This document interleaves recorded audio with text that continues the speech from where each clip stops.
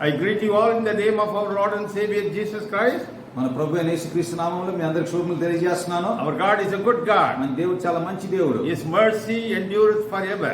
ఆయన యొక్క కృప నిరంతరం ఉంటుంది. Today I am going to discuss something very important in our Christian life. మన క్రైస్తవ జీవితంలో చాలా ప్రాముఖ్యమైన విషయాన్ని నేను మాట్లాడబోతున్నాను. See, everybody is talking about the coming of Jesus Christ. యేసుక్రీస్తు వారి రెండవ రాకడ గురించి అందరూ మాట్లాడుతున్నారు. And even some ministers, they started threatening people that, oh, he is going to come soon. He is going to, are you ready? Are you ready? కొంతమంది దైవజనులు కూడా భయపెడుతున్నారు, ఆయన రాబోతున్నాడు, మీరు అందరూ సిద్ధంగా ఉన్నారా లేదా అని. But the actual question is, Jesus is coming and we should be ready. కానీ ముఖ్యమైన విషయం ఏంటంటే ఆయన వస్తున్నాడు, మనము సిద్ధముగా ఉండాలి. Amen. Amen. See, today God is going to talk about his second coming. ఈ రోజు దేవుని యొక్క రెండో రాకడ గురించి మనం చూస్తున్నాము. In his second coming, how we should be prepared ourselves to meet him.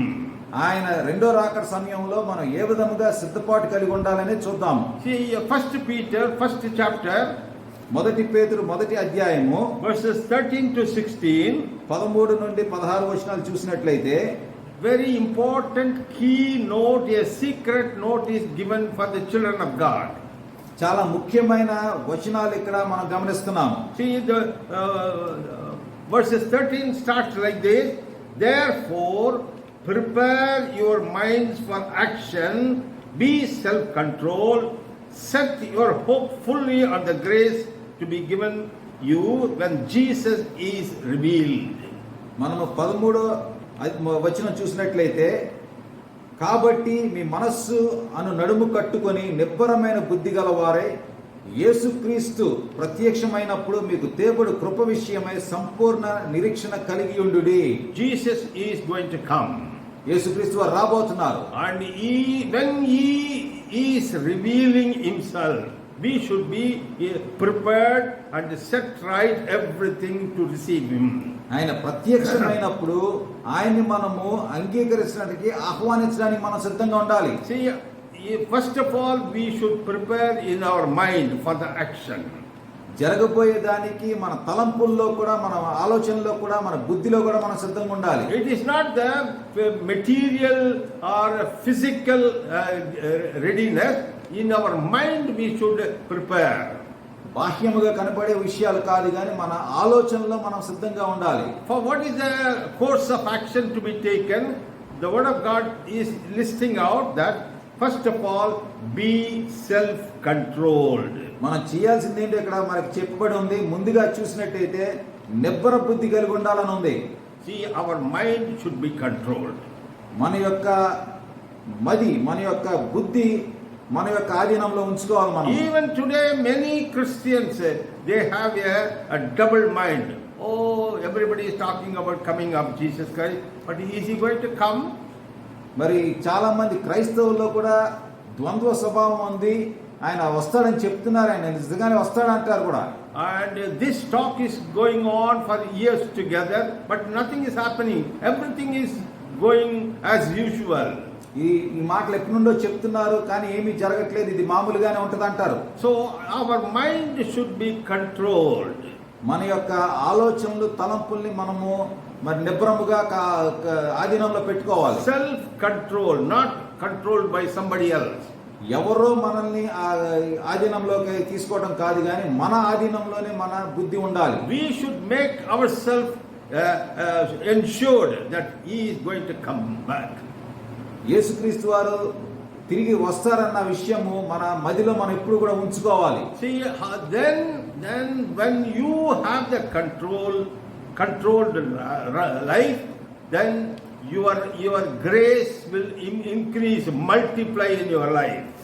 మనము అలాగా నిబ్బరమైన బుద్ధి కలిగుంటే ఆయన యొక్క కృప మన జీవితంలో అధికముగా ఉంటుంది. We are saved by Jesus Christ, not of any of our merit.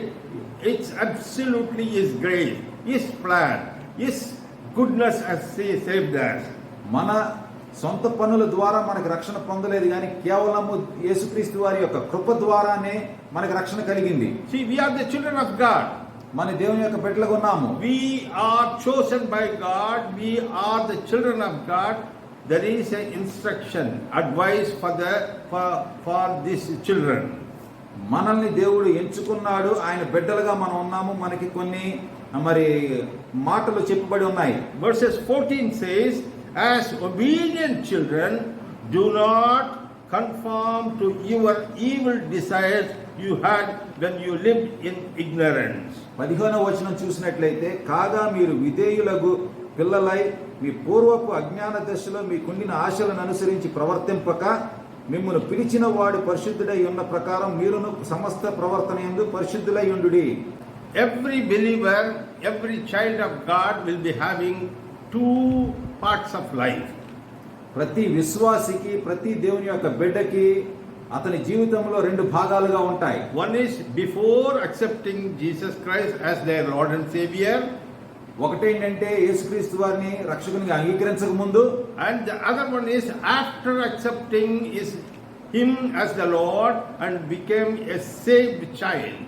ఇంకొకటి ఏంటంటే ఆయన్ని రక్షకునిగా అంగీకరించిన తర్వాత మారిన బ్రతుకు. Here the word of God is instructing those who obeyed his commandment and became the children of God. ఆయన యొక్క ఆజ్ఞల్ని విని ఆయన యొక్క బిడ్డలుగా అయిన వాళ్ళ గురించి ఇక్కడ మనం చూస్తున్నాం. Verses 14 says like this, as obedient children, do not conform to the evil desires you had when you lived in ignorance. తెలుగులో 15వ వచనంలో ఉంది, కాగా మీరు విధేయులకు పిల్లలై మీ పూర్వపు అజ్ఞాన దశలో మీకుండిన ఆశలను అనుసరించి ప్రవర్తింపక. It's so surprising that even obedient children who have accepted Lord as their Savior, still their mind should be cleared off. మనం ఇక్కడ గమనించినట్టు ఏంటంటే, ఆయన యొక్క బిడ్డలుగా మనం ఉన్నా సరే, విధేయులుగా ఉన్నా సరే, మన ఆలోచనలన్నీ కూడా మరి కరెక్ట్ గా ఉండాలి. On and off we will try to conform our old habits. అప్పుడప్పుడు మన పాత పద్ధతులకు మనం వెళ్ళిపోతూ ఉంటాం, అలవాట్లకు వెళ్ళిపోతూ ఉంటాం. There is a saying in English, old habits die hard. పాత అలవాట్లు మర్చిపోవడం చాలా కష్టమని ఇంగ్లీష్ లో ఒక సామెత ఉంది.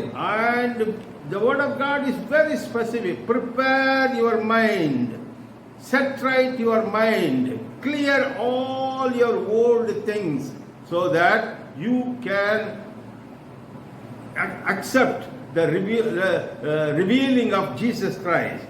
మనము దేవుని వాక్యము ఖచ్చితంగా ఏం చెప్తుందంటే, మనం ఎప్పుడు కూడా సిద్ధపాటు కలిగి ఉండాలి. యేసుక్రీస్తు వారి యొక్క రాకడికి మన బుద్ధిని కూడా మనము ఆధీనంలో తీసుకుని ఉండాలని చెప్పి సెలవిస్తోంది. No compromising life at all. ఎటువంటి విధంగానూ పాత జీవితంతో మనము సర్దుబాటు చేసుకోకూడదు. Why this strict instruction is given? Verses 15 says, but just as he who called you is holy, so be holy in all you do. ఎందుకంటే 16వ వచనంలో మనకు తెలుస్తుంది, మిమ్మల్ని పిలిచిన వాడు పరిశుద్ధుడై ఉన్న ప్రకారము మీరును సమస్త ప్రవర్తన యందు పరిశుద్ధులై ఉండుడి. Our God is holy. మన దేవుడు చాలా పరిశుద్ధమైన దేవుడు. No compromise at all. ఎటువంటి విధంగానూ దాంట్లో సంకోచం లేదు. He is holy in and out, day and night. రేయింపగళ్ళు లోపల బయట కూడా ఆయన పరిశుద్ధుడే. And he has called you. ఆయన మనల్ని పిలిచాడు. He has chosen you. ఆయన మిమ్మల్ని ఎంచుకున్నాడు. Not for any reason but to be holy. ఆయన మనం పరిశుద్ధంగా ఉండటానికి ఆయన మనల్ని ఎంచుకున్నాడు. We may think that, oh, God has saved me, God has set me free so that I can have a wonderful, peaceful life in this world. ఈ లోకంలో చాలా ప్రశాంతమైన జీవితం జీవించడానికి ఆయన నన్ను ఎంచుకున్నాడు, నేను ప్రశాంతంగా జీవిస్తాను అనుకుంటారు. Yes, of course it is true, but the main priority is he called you because he is a holy God. You should be holy. కానీ ముఖ్యంగా గమనించాల్సింది, ఆయన పరిశుద్ధమైన దేవుడు, మనం కూడా పరిశుద్ధంగా ఉండాలని కోరుకుంటున్నాడు. Verses 16 says, for it is written, be holy because I am holy. అక్కడ మన తెలుగులో 16వ వచనంలో అదే నేను ఇందాక చదివాను, పిలిచిన వాడు పరిశుద్ధుడై ఉన్న ప్రకారము మీరును సమస్త ప్రవర్తనని పరిశుద్ధులై ఉండుడి. Hallelujah. Hallelujah. See, we need to be holy at any cost. ఎట్టి పరిస్థితిలో అయినా సరే మనము పరిశుద్ధులుగా ఉండాలి. The question is how to be holy. ఎలాగ పరిశుద్ధులుగా ఉండగలుగుతాం? And people have taken a lot of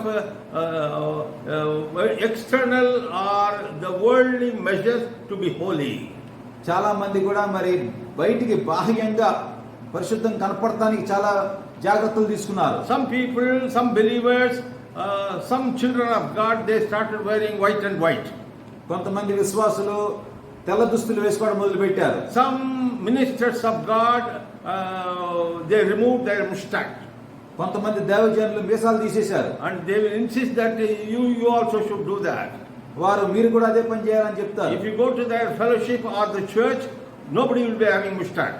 ఆ సంఘానికి వెళ్తే ఎవరి దగ్గర కూడా ఎవరు కూడా మీసాలు ఉండవు. But another pathetic thing, the sisters, when you go to some believers' church, sisters will not have any jewelries, any ornaments, even the flowers they cannot keep it in their hair. కొన్ని సంఘాల్లోకి వెళ్తే సహోదరులు కూడా మరి ఆభరణాలు ఏమి వేసుకోరు, కనీసం తలలో పూలు కూడా పెట్టుకోరు. They think that doing all this thing, you can show that you are leading a holy life. ఈ విధంగా చేయడం ద్వారా పరిశుద్ధమైన జీవితం జీవిస్తున్నామని చెప్పగలం అనుకుంటారు. But what is the criteria? What is the condition? The word of God is telling, instructing us to be holy. మరి పరిశుద్ధంగా ఉండటానికి దేవుని యొక్క వాక్యం ఏం చెప్తోంది? See, Hebrew 12th chapter verses 14 says, హెబ్రీయులకు రాసిన పత్రిక 12వ అధ్యాయము 14వ వచనం చూసినట్లయితే, make every effort to live in peace with all men. అందరితో సమాధానముగా జీవించమని చెప్తున్నారు అక్కడ. That is something which never have any connection with holy life.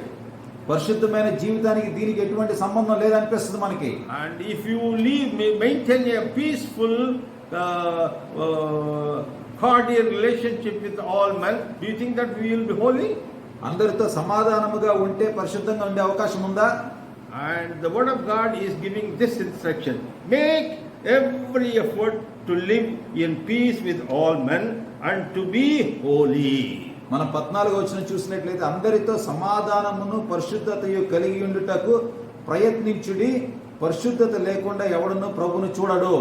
Your cordial, peaceful relationship with your friends, your neighbors, the colleagues, people whom you are working, do you think that it will bring you holiness? మీ తోటి ఉద్యోగులతో, మీ పరుగారితో మీరు అందరూ మంచిగా సమాధానముగా ఉంటే అది పరిశుద్ధత తీసుకొస్తుందా? The word of God is very strange that is the criteria, that is the starting point for your holiness. అందరితో సమాధానంగా ఉండుట అనేదే మన యొక్క పరిశుద్ధతకి తొలిమెట్టుగా చూస్తున్నాం మనం. Just imagine if you have a argument or a row with your friend or your colleague, maybe you are absolutely correct from your side. మీరు మీ తోటి ఉద్యోగునితో, మీ స్నేహితునితో ఒక గొడవ అయింది అనుకుందాము, మీరు ఖచ్చితంగా కరెక్ట్ గానే ఉన్నారు అనుకుందాం. Sometimes we say that, brother, we need to tell them strictly what they are doing. It is wrong. We have to push them, brother. మనం వాళ్ళు ఏం చేస్తున్నారు, వాళ్ళు తప్పు చేస్తున్నారు అనే విషయాలు తెలియజేయాలి బ్రదర్, మనం అది ఖచ్చితంగా చెప్పాలి బ్రదర్ అని చెప్తాం మనం అప్పుడప్పుడు. Just imagine, after having a hard talk or a row with your friend who is in mistake, do you think that you will get proper sleep, peaceful sleep in your bedroom? మీ స్నేహితునితో మీకు ఒక వివాదం అయిన తర్వాత, మీకు ఆ గొడవ అయిన తర్వాత మీరు ఎంత కరెక్ట్ అయినా సరే మీకు రాత్రి మరి నిద్ర పడుతుందంటారా? That incident will keep on repeating, rewinding in your mind. ఆ సన్నివేశము మీకు ఎప్పుడు కూడా గుర్తొస్తూ ఉంటది. And you will be sleeping a tough sleep in your bed. ఆ మంచం మీద పడుకున్నప్పుడు ఎటువంటి నిద్ర రాకుండా అటు ఇటు తిరుగుతుంటాము. Because your mind is disturbed. ఎందుకంటే మన ఆలోచనలన్నీ కూడా మరి చెదిరిపోయి ఉన్నాయి. Subsequently your holiness is disturbed. దానికి కారణంగా మీ పరిశుద్ధత కూడా ఇబ్బంది కలిగింది అక్కడ. Holiness is directly connected with your holy lives. పరిశుద్ధత అనేది మీరు మిగతా వారితో ఏ విధంగా ఉంటున్నారో దాని మీద ఆధారపడి ఉంది. See, make every effort. సమాధానంగా ఉండటానికి ప్రతి ప్రయత్నం చేయాలి. Every man. అందరితో. See, don't classify this man is good, that man is good. I should be good with this man. I should be good with that man.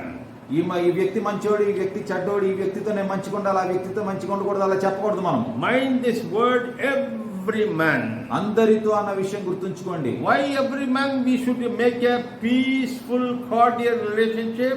ఎందుకు అందరితో మనం సమాధానంగా ఉండాలి? It is directly connected to your holiness. ఎందుకంటే అది direct గా మన యొక్క పరిశుద్ధతకి సూచిస్తుంది. One day I came out from my office. ఒక రోజు నేను ఆఫీస్ నుండి బయటకు వచ్చాను. I wanted to go out to meet somebody. ఎవరిని కలవడానికి వెళ్దాం అనుకున్నాను. When I came to the parking lot, car దగ్గరికి వచ్చిన పార్కింగ్ లాట్ కి వచ్చినప్పుడు I saw my car is blocked by another car. ఇంకో కారు నా కారు బయటికి రావడానికి వీలు లేకుండా ఆపుంది. I was wondering who is this man parked his vehicle behind my car. నా కారు వెనక ఎవరు ఈ వ్యక్తి ఆపాడు కారు అనుకున్నాను. Anyhow, I saw the driver sitting in that car, and I thought that when I go near the car, he will move. నేను ఆ కారులో డ్రైవర్ని చూశాను. నేను నా కారు దగ్గరికి వెళ్తే అతను వెళ్ళిపోతాడు అనుకున్నాను. And I went there, opened the car, started, and I was waiting. నేను కారులో కూర్చుని కారు స్టార్ట్ చేశాను. ఎదురు చూస్తున్నాను అతను వెళ్తాడని. Thinking that man will move away. పక్కకి వెళ్ళిపోతాడు అనుకున్నాను. But he was not at all showing any sign that he will go away. కానీ వెళ్ళిపోయే సూచన అక్కడ కూడా తను చూపించలేదు. And instead of that, he was grinning at me. దాని బదులు నా వైపు చూసి ఇంకా నవ్వుతూ ఉండాడు. And I was a little irritated. చాలా నాకు కోపం వచ్చింది. And I waited 1 minute to 2 minutes. 2 నిమిషాలు నేను ఎదురు చూశాను. And he was not at all showing any action to move his car. తన కారు జరపడానికి ఏ విధమైన సూచన నాకు చూపిస్తూ ఉండలేదు అతను. Then I thought that maybe some people they will open their eyes and sleep. అప్పుడు కళ్ళు తెరిచి నిద్రపోతూ ఉంటారు, అలా నిద్రపోతున్నాడేమో అనుకున్నాను. So I gave a small honk. Horn కొట్టాను. No sign at all. ఎటువంటి తనలో కదలిక లేదు. And I gave a big honk. ఎక్కువసేపు కొట్టాను horn. No sign at all. ఏం కదలట్లేదు అతను. Then my temper has gone up. I lost my control. నా కోపం వచ్చేసింది. నేను నా ఆధీనంలో నేను I opened the door and came out and started shouting at that man in his own language.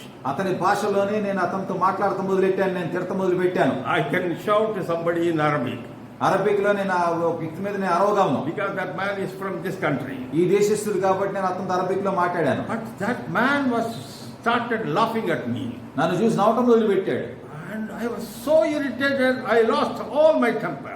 చాలా కోపం వచ్చింది. చాలా నాకు కోపం వచ్చేసింది అన్నమాట. నా టెంపర్ అంతా కోల్పోయాను నేను. I shouted loudly at that man. చాలా గట్టిగా అరిచాను అతని మీద. Then he said, okay, sabar, I will move. సరే నేను వెళ్తానని కదిలాడు. Then he moved the car. I went back again. I started my car, started driving. నేను నా కారులో కూర్చుని బయలుదేరాను. The Spirit of God was talking to me. దేవుని యొక్క ఆత్మ నాతో మాట్లాడుతుండింది. Is it correct that what you have done? నువ్వు చేసింది కరెక్టేనా అని చెప్పి దేవుని ఆత్మ మాట్లాడుతుండింది. Then I stopped the car and started arguing with the Spirit of God. He was in wrong. He was a stupid man. Blah blah blah blah. నేను అక్కడ car ఆపేసి దేవుని యొక్క ఆత్మతోనే నేను మరి పోట్లాటం మొదలెట్టాను. God gave me these words. ఆ సమయంలో నాకు దేవుడు ఈ వాక్యాన్ని ఇచ్చాడు. Hebrew 12th chapter verses 14 says, make every effort to live in peace with all men. అందరితో సమాధానము కలిగి ఉండడానికి ప్రతి ప్రయత్నము చేయాలని ఉంది అక్కడ. All men will not be good to you, correct to you. అందరు మనుషులు మీతో మంచిగా ఉండరు, కరెక్ట్ గా ఉండరు. All situation will not be suitable for you to live a holy life. అన్ని పరిస్థితులు కూడా మీరు పరిశుద్ధంగా జీవిస్తానికి సరిపడిగా ఉండవు. But it is your effort to make a wonderful godly life with all people. కానీ అందరితో సమాధానముగా దైవముతో కూడుకున్న దైవత్వము కూడుకున్న జీవితం జీవించాలి. Your cordial living in this world is directly connected to the holiness of God. దేవుని యొక్క పరిశుద్ధతకి మీరు ఇక్కడ సమాధానంగా జీవిస్తానికి సంబంధం ఉంది. And that is the reason the word of God says, without holiness no one will see the Lord. అందుకని చెప్పి అక్కడ ఉన్న వాక్యం ఏంటి? పరిశుద్ధత లేకుండా ఎవడను ప్రభువును చూడడు అని ఉంది. Hallelujah. Hallelujah. Our God is a holy God. మన దేవుడు మంచి దేవుడు. Our God lives in holiness. మన దేవుడు పరిశుద్ధమైన దేవుడు. ఆయన పరిశుద్ధతలోనే జీవిస్తాడు. Our God lives in the praises of his own people. ఆయన యొక్క జనాంగం యొక్క ఆరాధనలో ఆయన జీవిస్తూ ఉంటాడు. You and I should see our God, holy God. మీరు నేను ఆయన మన పరిశుద్ధమైన దేవుణ్ణి చూడగలగాలి. The word of God says, without holiness we cannot see him. పరిశుద్ధత లేకుండా దేవుని చూడలేమని అక్కడ దేవుని వాక్యం సెలవిస్తోంది. Hallelujah. Hallelujah. That is the reason God has chosen you and me to be holy. అందుకనే దేవుడు మిమ్మల్ని నన్ను కూడా పరిశుద్ధంగా ఉండటానికి ఎంచుకున్నాడు. Luke Gospel, 1st chapter, verses 74. లూకా సువార్త 1వ అధ్యాయం 74వ వచనం చూద్దాం మనము. 74-75 says, 74-75 చూద్దాము. this is the revelation of Zechariah, the father of John the Baptist. ఇది బాప్తిస్మిచ్చి యోహాను యొక్క తండ్రి జకరియకి వచ్చిన వెల్లడి. See, Jesus Christ is about to born, and John the Baptist 6 months older to Jesus Christ, and when he was born, Zechariah was prophesying these things. బాప్తిస్మిచ్చి యోహాను యేసుక్రీస్తు వారి కన్నా 6 నెలల ముందుగా జన్మించాడు. బాప్తిస్మిచ్చి యోహాను జన్మించిన సమయంలో ఆయన యొక్క తండ్రి జకరియా ఈ ప్రవచనం చేస్తున్నాడు. See here verses 74 says, to rescue us from the hand of our enemies and to enable us to serve him without fear. లూకా సువార్త 1:75 చూద్దాము. మనము శత్రువుల చేతి నుండి విడిపింపబడి మన జీవిత కాలమంతయము నిర్భయులై ఆయన సన్నిధిని జీవించడానికి ఆయన అలా చేస్తున్నాడు. Fear is a big problem, big enemy to all the people. అందరికీ కూడా భయం అనేది పెద్ద శత్రువు. In some or other way, the fearness is gripping all the people. ఏదో విధంగా ఈ భయం అనేది ప్రతి ఒక్క మనిషిలో ఉంది. God has come all the way from heaven to earth to set you and me from fear. దేవుడు పరలోకం నుండి లోకానికి మనల్ని ఈ భయము నుండి విడిపించడానికే వచ్చాడు. That is the reason whenever Jesus Christ was appearing to his disciples, this word he was telling, fear not. కనుకనే యేసుక్రీస్తు వారు ఎప్పుడైనా సరే శిష్యులు కలిసినప్పుడు భయపడకూడనే చెప్తూ ఉండాడు. Fear is the worst enemy for a man. భయం అనేది ఒక మనిషికి చాలా పెద్ద శత్రువు. God sent his own son to remove fear in our lives. మన జీవితాల నుంచి భయాన్ని వెళ్ళగొట్టడానికి ఆయన కుమారుని పంపించాడు దేవుడు. Here the word is used, rescue us. మనం చూసినట్లయితే విడిపింపబడటం అనేది ఉంది అక్కడ. Rescue us from the hands of our enemies. శత్రువుల చేతి నుండి మనం విడిపించడం ఉంది. See, God has a plan. దేవునికి ఒక ప్రణాళిక ఉంది. We need to be set free from fear, any form of fear, so that we should serve the Lord with holiness and righteousness. మనం గమనించినట్లయితే అన్ని విధాలైన భయమును మనం తొలగించుకుని దేవుణ్ణి పరిశుద్ధముగాను నీతిగాను మనం సేవించాలి. To enable us to serve him without fear, in holiness and righteousness before him all our days. 76వ వచనం చూసినట్లయితే పరిశుద్ధముగాను నీతిగాను ఆయనను సేవింపను అనుగ్రహించుటకును ఈ రక్షణ కలుగజేసెను. Hallelujah. Hallelujah. See, we are called to be holy and we are called to be righteousness, to serve him in all our days. మన జీవిత కాలం అంతా కూడా మనము పరిశుద్ధముగా ఉండి నీతిగా ఉండి ఆయన సేవించాలని దేవుడు ఆలోచిస్తున్నాడు. The world where we are living, the world what we are seeing, these are all temporary. మనం చూస్తున్న ఈ లోకము, మనం జీవిస్తున్న లోకమంతా కూడా తాత్కాలికము. And this one day all this will pass away. ఇది ఒక రోజు ఇదంతా కూడా వెళ్ళిపోతుంది. Everything will be destroyed. మొత్తం నాశనం అయిపోతుంది. And everything will go away. మొత్తం వెళ్ళిపోతుంది కూడా. But only one thing is there. ఒకటి మాత్రం ఉంది. Your holiness, it will be there everlasting to everlasting. కానీ నీ యొక్క పరిశుద్ధత నిరంతరము ఉంటుంది. Because our God is holy and he is going to be there for everlasting to everlasting. ఎందుకంటే మన దేవుడు పరిశుద్ధుడు కాబట్టి ఆయన నిత్యము ఉంటాడు కాబట్టి మనం కూడా అలాగే ఉంటాం. See,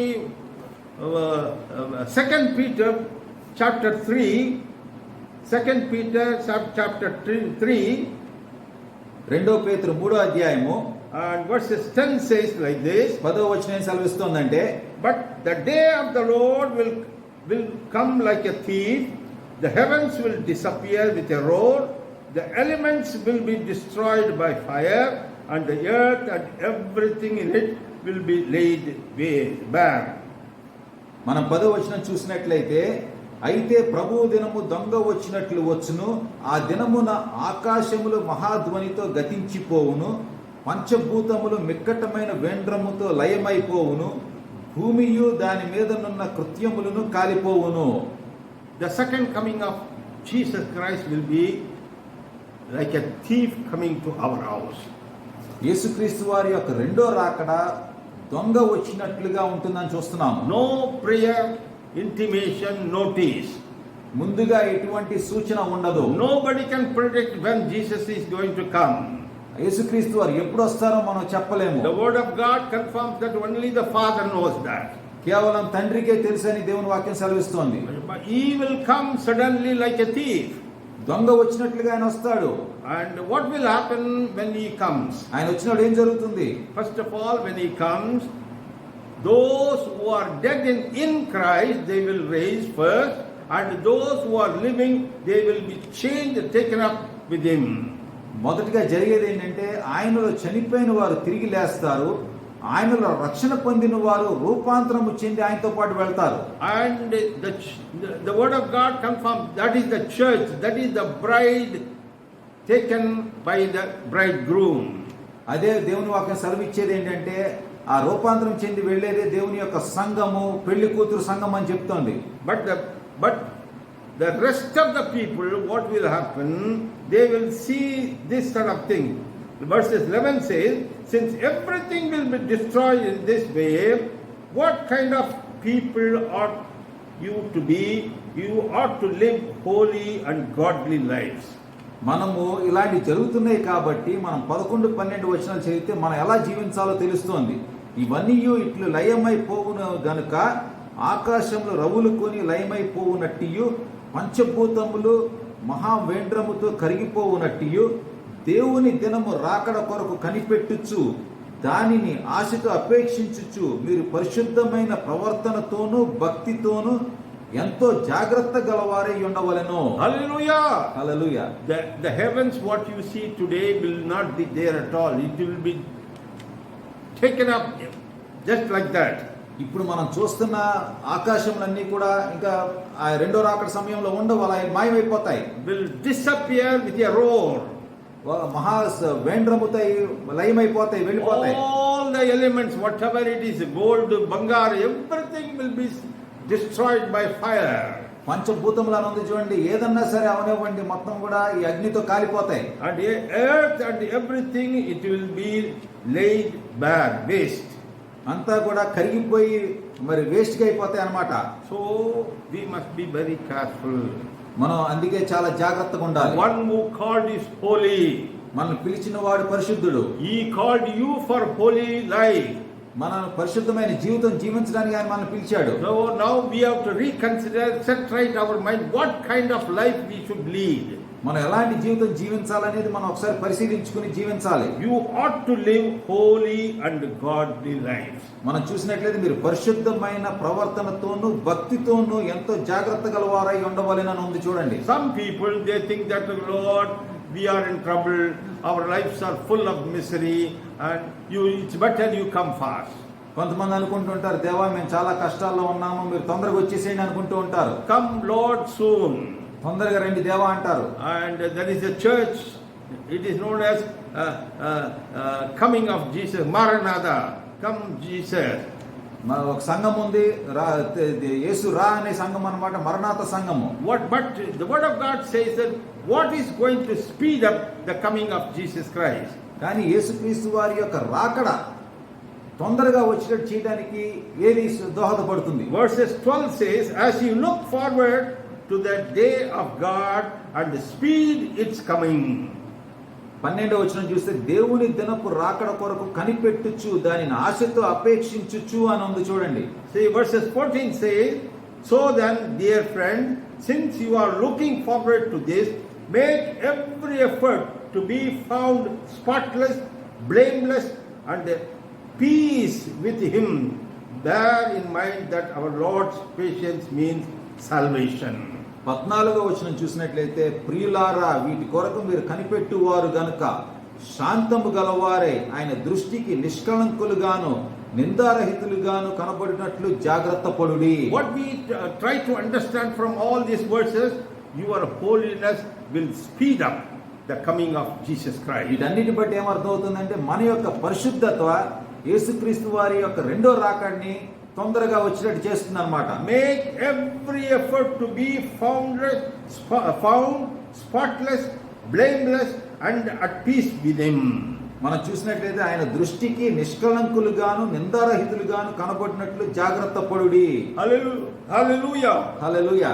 And spotless, blameless and peace with God is holy life. ఆయనతో మనం సమాధానపడి నిష్కళంకులుగా ఉండి ఆయన దృష్టిలో నిందారహితులుగా ఉంటే ఆయనతో మనము పరిశుద్ధంగా ఉన్నట్టు.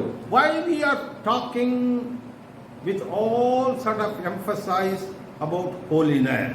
పరిశుద్ధత మీద ఎంత గట్టిగా మనం ఎందుకు ఆలోచిస్తున్నాము? Because our God is holy. ఎందుకంటే మన దేవుడు పరిశుద్ధుడు. I am holy and be holy. నేను పరిశుద్ధుని కాబట్టి మీరు కూడా పరిశుద్ధంగా ఉండండి అంటున్నాడు ఆయన. See, book of Isaiah 6th chapter, యెషయా గ్రంథం 6వ అధ్యాయము, we see a wonderful revelation given to prophet Isaiah. యెషయా ప్రవక్తకి మంచి ప్రవచనం మనం ఇక్కడ చూస్తున్నాము. The 6th chapter verses first onwards, let me read.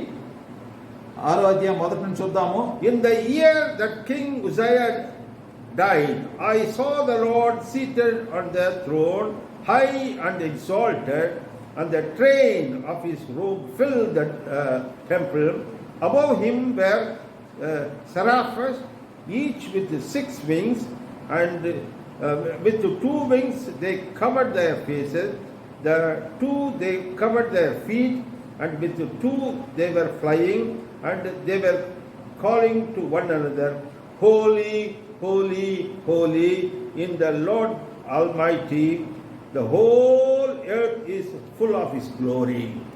మనము యెషయా గ్రంథం 6వ అధ్యాయం 1 నుండి 3 వచనాలు చూసినట్లయితే, రాజైన యుజ్జియా మృతి నొందిన సంవత్సరమున అత్యున్నతమైన సింహాసనమందు ప్రభువు ఆసీనుడై ఉండగా నేను చూచి తిని, ఆయన చొక్కాయి అంచులు దేవాలయమును నిండుకొనెను. ఆయనకు పైగా సైరాపులు నిలిచియుండిరి, ఒక్కొక్కరికి 6 రెక్కలుండెను. ప్రతివాడు 2 రెక్కలతో తన ముఖమును రెండిటితో తన కాళ్లను కప్పుకొనుచు రెండిటితో ఎగురుచుండెను. వారు సైన్యములకు అధిపతియగు యెహోవా పరిశుద్ధుడు పరిశుద్ధుడు పరిశుద్ధుడు, సర్వలోకము ఆయన మహిమతో నిండి ఉన్నది అని గొప్ప స్వరముతో గాన ప్రతిగానములు చేయుచుండిరి. Hallelujah. Hallelujah. See, this is the only praise the heavenly host, the angels, and whoever, we don't know, whoever there in the heaven, they are uttering unto God. స్వర్గంలో ఉన్న ఈ దేవదూతలు అదేవిధంగా సేరోపులు అందరూ కూడా చేస్తున్నది ఏంటంటే అది దేవుణ్ణి కొనియాడుతున్నారు, పరిశుద్ధుడు పరిశుద్ధుడు పరిశుద్ధుడని. See, here the word of God is very clear, verses 3, and they were calling to one another, Holy, holy, holy is the Lord God Almighty, the whole earth is full of his glory. 3వ వచనం చూసినట్లయితే, వారు సైన్యములకు అధిపతి యెహోవా పరిశుద్ధుడు పరిశుద్ధుడు పరిశుద్ధుడు, సర్వలోకము ఆయన మహిమతో నిండి ఉన్నది అని గొప్ప స్వరముతో గాన ప్రతిగానములు చేయుచుండిరి. They were talking, addressing to each other. ఒకరితో ఒకరు వాళ్ళు మాట్లాడుకుంటూ ఉండారు. What is the message they were sharing with each other? ఒకరితో ఒకరు ఏ మరి సందేశం పంచుకుంటూ ఉండారు? Our God is holy. మన దేవుడు పరిశుద్ధుడు అని. Not one time. ఒకసారి కాదు. Keep on repeating, holy, holy, holy. అది చెప్తూనే ఉన్నారన్నమాట, పరిశుద్ధుడు పరిశుద్ధుడు పరిశుద్ధుడని. And very important thing we have to notice here, the whole earth is full of his glory. మనం చూసినట్లయితే ఇక్కడ సర్వలోకం ఆయన మహిమతో నిండి ఉన్నది అన్న విషయం మనం గ్రహించాలి. What about heaven? మరి స్వర్గం పరిస్థితి ఏంటి? Heaven is not with the holiness of God or glory of God. మరి స్వర్గములో ఆయన యొక్క పరిశుద్ధత లేదా, ఆయన యొక్క మహిమ లేదా? But God is expecting that the whole earth should be filled with his holiness and his glory. ఈ లోకమంతా కూడా, ఈ భూమి అంతా కూడా ఆయన యొక్క పరిశుద్ధతతో నింపబడాలి, ఆయన యొక్క మహిమతో నింపబడాలని ఆయన కోరుకుంటున్నాడు. Here the living creatures were telling a lesson to you and me. ఇక్కడ మనం చూసినట్లయితే ఆ జీవిస్తున్నవి ఆ సేరాపులు అన్ని కూడా మనకు ఒక పాఠం నేర్పిస్తున్నాయి. Be holy. పరిశుద్ధంగా ఉండండి అని Because చెప్తున్నాయి. God is holy. ఎందుకంటే దేవుడు పరిశుద్ధుడు. His glory, His holiness should be filled throughout the world. ఆయన యొక్క మహిమ, ఆయన యొక్క పరిశుద్ధత ఈ లోకమంతా కూడా నిండిపోవాలి. When they were shouting this, you know what happened? Isaiah saw the doorpost of the temple of God started shaking. యెషయా ఇదంతా జరుగుతున్న చూస్తున్నప్పుడు ఇంకేం జరిగిందో కూడా అతను చూశాడు. దేవాలయం యొక్క తలుపులు కూడా కదలటం చూశాడు. And Isaiah was crying. Oh to me, I am ruined, or I am a man unclean lips, and I live among the people of unclean lips. మన 5వ వచనం చూసినట్లయితే యెషయా అది చూసిన తర్వాత చాలా భయపడిపోయి ఏమంటున్నాడంటే, నేను అపవిత్రమైన పెదవులు గలవాడను, అపవిత్రమైన పెదవులు గల జనుల మధ్యను నివసించువాడను, నేను నశించి తిని, రాజును సైన్యములకు అధిపతి యెహోవాను నేను కన్నులారా చూచితిని అనుకొంటిని. We need to note one important thing. Isaiah was telling, I am ruined, I am dead out, class finished, because I have a unclean lips. ఇక్కడ యెషయా ప్రవక్త ఏం చెప్తున్నాడంటే, నేను నశించిపోయానని చెప్తున్నాడు. ఎందుకు నశించిపోయానని చెప్తున్నాడంటే, అపవిత్రమైన పెదవులు గలవాడని చెప్తున్నాడు. The lips are used to pronounce or talk. ఈ పెదవుల ద్వారా మనము మాట్లాడతాము, ఏదైనా ఉచ్చరిస్తాము, ప్రవచిస్తాము. What is the lesson we learn from this? దీని నుండి మనం ఏం నేర్చుకుంటున్నాము? There, all the creatures in heaven are addressing or pronouncing God is holy, holy, holy. మనం గమనించినట్లయితే యెషయా చూసిన దాని ప్రకారము స్వర్గంలో ఉన్న జీవులన్నీ కూడా దేవుణ్ణి పరిశుద్ధుడు, పరిశుద్ధుడు, పరిశుద్ధుడు అని పిలుస్తున్నాయి. Even today we are expected to use our lips to do the same thing. ఈ రోజు కూడా మన పెదాల ద్వారా కూడా మనం కూడా అదే చేయాలని దేవుడు కోరుకుంటున్నాడు. Whoever has lips, they need to keep on addressing that our God is holy, holy, holy. పెదవులు ఉన్న ప్రతి వ్యక్తి కూడా, మాట్లాడగలిగే ప్రతి వ్యక్తి కూడా మన దేవుడు పరిశుద్ధుడని మనం చెప్తూనే ఉండాలి. Now let us make a decision today. ఒక నిర్ణయం మనం ఈ రోజు తీసుకుందాము. Is it very difficult to address God as the obedient children, those who are called by the holy God, addressing God as holy, holy, holy? ఆయన యొక్క బిడ్డలుగా వినయముతో మనం కూడుకొని మన దేవుణ్ణి మనం పరిశుద్ధుడు, పరిశుద్ధుడు, పరిశుద్ధుడు అని పిలవడం కష్టమా?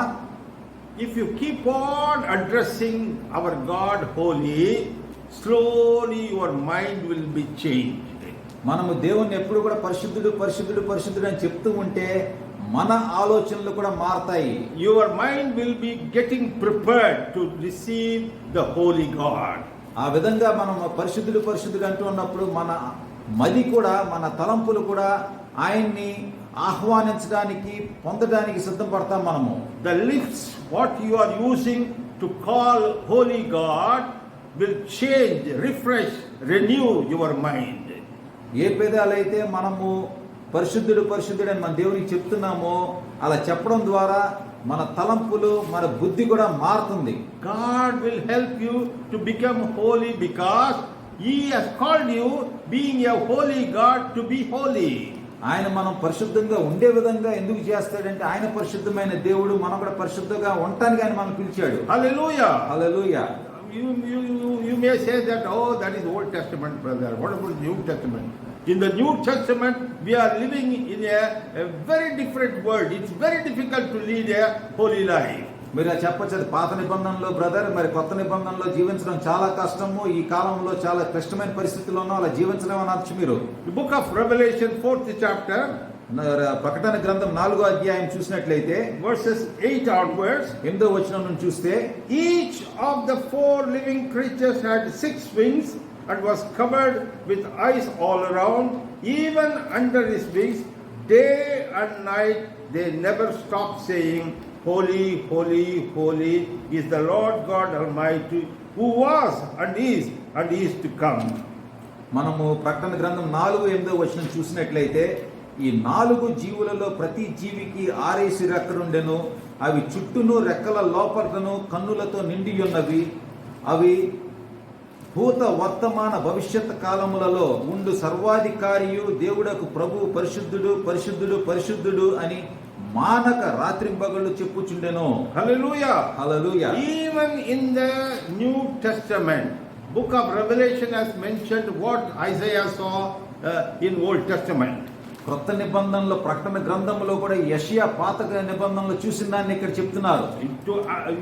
In addition to that, what he has mentioned here, day and night they never stop saying, Holy, holy, holy is the Lord God Almighty. అక్కడ చెప్పిన దానికన్నా ఇంకా ఎక్కువగా ఇక్కడ ఏముందంటే రాత్రింబగళ్ళు ఆయన పరిశుద్ధుడు పరిశుద్ధుడు పరిశుద్ధుడు అని చెప్తున్నారని చూస్తున్నాము. He was God and he is God and he is going to come very soon. మనం గమనించినట్లయితే భూత వర్తమాన భవిష్యత్ కాలముల్లో ఆయన దేవుడు అని చూస్తున్నాం. ఆయన తిరిగి రాకడ ఉన్నది. Revelation 1st chapter verses 8 says, ప్రకటన గ్రంథము 1:8 చూసినట్లయితే I am the Alpha and the Omega, says the Lord, who is and who was and who is to come, the Almighty. మనము ప్రకటన గ్రంథం 1:8 చూస్తే ఆల్ఫయు ఒమేగయు నేనే, వర్తమాన భూత భవిష్యత్ కాలములలో ఉండు వాడను నేనే అని సర్వాధికారియు దేవుడు నాకు ప్రభు సెలవిచ్చుచున్నాడు. He is the beginning and he is the end. ఆయనే ఆది, ఆయనే అంతము. He is the beginning, holy God. He is going to come as a holy God. ఆయన ఆదిలో పరిశుద్ధమైన దేవుడిగా ఉండాడు. తిరిగి రాకడ సమయంలో కూడా ఆయన పరిశుద్ధంగానే వస్తాడు. We are going to meet him as a holy God. మనము పరిశుద్ధమైన దేవునిగానే ఆయన మనం కలవబోతున్నాం. Without holiness, no one can see God. పరిశుద్ధత లేనిదే ఎవరు దేవుని చూడలేరు. And brother, if you think that it is the only criteria, and we are helpless. అదే ముఖ్యమైన విషయం అంటే గనక మేమేమి చేయలేం బ్రదర్ అని మీరు అనొచ్చు. The grace of God is so wonderful. It has given you and me a wonderful way out from this. దీని నుండి దేవుని యొక్క మహాకృప వల్ల మనము దాన్ని పొందగలుగుతున్నాము కూడా. The grace is given so that you and I can change our mindset. ఆయన యొక్క కృప ద్వారా మన ఆలోచనల్ని కూడా మనం మార్చుకోగలుగుతాము. Keep on uttering our God, holy, holy, holy. మన దేవుణ్ణి ఎప్పుడూ కూడా మనం పెదవుల ద్వారా పరిశుద్ధుడు పరిశుద్ధుడు పరిశుద్ధుడు అని చెప్తాము. In heaven the same word is resounding only this with these words. పరలోకమంతా కూడా స్వర్గమంతా కూడా ఈ వచనాలతో ఈ మాటతోనే మరి ఉంది. And God is expecting this word should be filled with the whole of the earth. Let the glory of God be filled with this message. God is holy, God is holy, God is holy. భూమంతా కూడా ఈ లోకమంతా కూడా దేవుడు పరిశుద్ధుడు పరిశుద్ధుడు పరిశుద్ధుడని ఆయన మహిమపరిచే విధముగా ఉండాలి. Let us take this step, a stern step addressing our God, holy God. మనం ఒక నిర్ణయం తీసుకుని మన దేవుణ్ణి మన పరిశుద్ధుడు అని చెప్పి పిలుద్దాం. And many people will call, oh God, what are you doing? Oh God, I am suffering.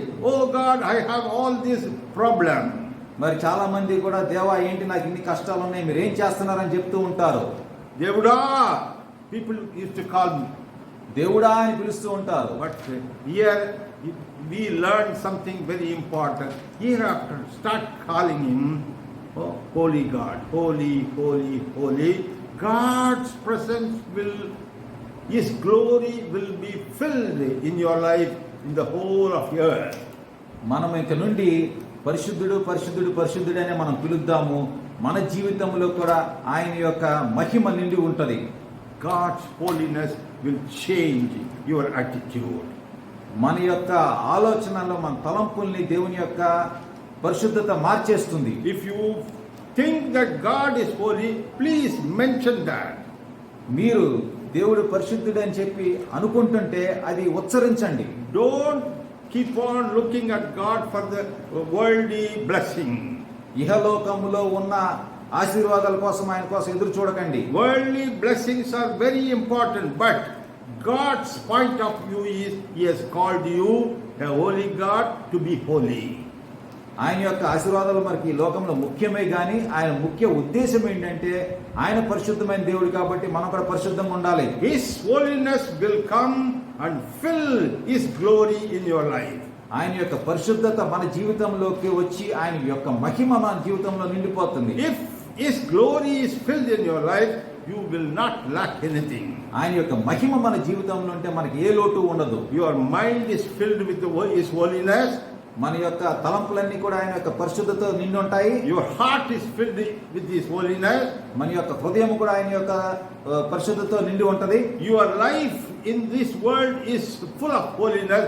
People will be wondering and being admired. మీ జీవితం కూడా ఈ లోకంలో పరిశుద్ధతతో నిండి అందరూ కూడా మిమ్మల్ని చూసి ఆశ్చర్యపోతారు. You can serve God in holiness and in righteousness.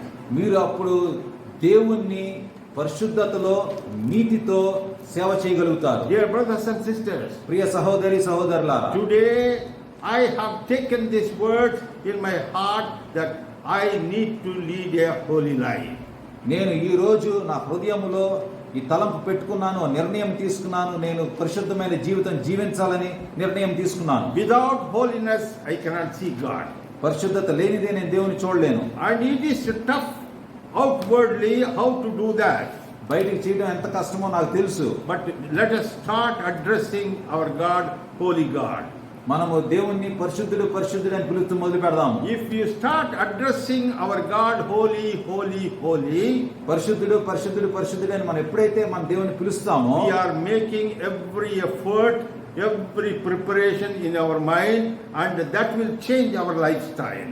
మనం అది చేస్తున్నప్పుడు మన తలంపులన్నీ కూడా మారి మన జీవన శైలి కూడా మారిపోతుంది. We will lead a wonderful, peaceful life with every man. అందరితో కూడా సమాధానముగా ఉండే జీవితం మనం జీవించగలుగుతాం. Our life will be totally changed, totally converted to be a holy life. మన జీవితం పరిశుద్ధమైన జీవితముగా మారిపోతుంది. Let us close our eyes and commit our lives that our life should be full of holy. మనము కళ్ళు మూసుకుని ప్రార్థన చేసి ఆయనకి సమర్పించుకుందాము. మన జీవితాలు పరిశుద్ధంగా ఉండాలని ప్రార్థన చేద్దాం. He is holy indeed. ఆయన నిజముగా పరిశుద్ధ దేవుడు. And we should be holy. అందుకే మనం కూడా పరిశుద్ధంగా ఉండాలి. Heavenly Father, thank you for this wonderful calling. మా ప్రియ పరలోక తండ్రి, ఈ మంచి పిలుపు కోసం మీకు ధన్యవాదములు. And we are aware that you, being a holy God, called you and everyone to be holy. మీరు పరిశుద్ధమైన దేవుడు కనుక మమ్మల్ని కూడా పరిశుద్ధంగా ఉండాలని మీరు పిలుస్తున్నారు. Thank you for this wonderful calling. ఈ మంచి పిలుపు కోసం మీకు ధన్యవాదములు. From today onwards we will make a point. We will set right our lives so that we should live a holy life. మేము ఈ రోజు నుండి మా జీవితాన్ని మార్చుకుని మేము పరిశుద్ధంగా జీవిస్తాము. Let your grace alone be encourage us, strengthen us to lead a holy life.